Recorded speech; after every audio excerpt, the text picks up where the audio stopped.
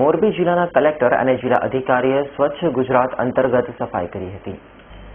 રાજ્યના નવા આવેલા મહિલા મુખ્યમંત્રી આનંદીબેન પટેલ દ્વારા ગતિશીલ ગુજરાત 100 દિવસનો કાર્યક્રમ શરૂ કરવામાં આવ્યો છે.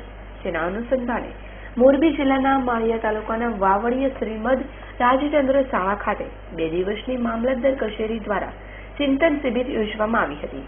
જેમાં મામલતદાર ચિંતન વૈષ્ણવ સહિતના સ્ટાફે વવાણિયાની સાફ સફાઈ કરી હતી. તો સાંજના સમયે કર્મચારી ઉત્સાહ વધે અને તેમના પ્રેરણા મળે તેના માટે મોરબી જિલ્લાના કલેક્ટર શૈલેષ રાવલ, જિલ્લા વિકાસ અધિકારી ધવલ પટેલ, માળિયા સોલ્ટ એસોસિએશન અગ્રણી દિલુભા જાડેજા અને ગ્રામના લોકો અને અધિકારીઓ સાથે મળીને ત્યાં સાવરણા લઈને જાતે સાફ સફાઈ કરી હતી.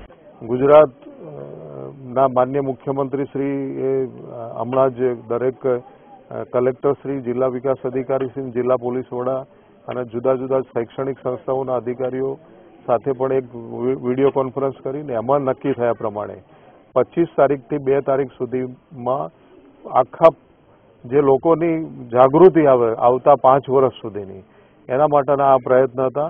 એમાં આજે આ ગામની સફાઈ કર્મચારીઓએ, ગામના સરપંચશ્રીથી માંડીને તમામ નાગરિકોએ પણ એમાં ભાગ લીધો. આવો આખા મોરબી જિલ્લામાં દરેક ગામ, દરેક શહેર થાય. આ સાફ સફાઈ કાર્યક્રમમાં મોટી સંખ્યામાં લોકોએ ભાગ લીધો હતો. રવિ મોટવાણીનો રિપોર્ટ, S9 ન્યૂઝ, મોરબી.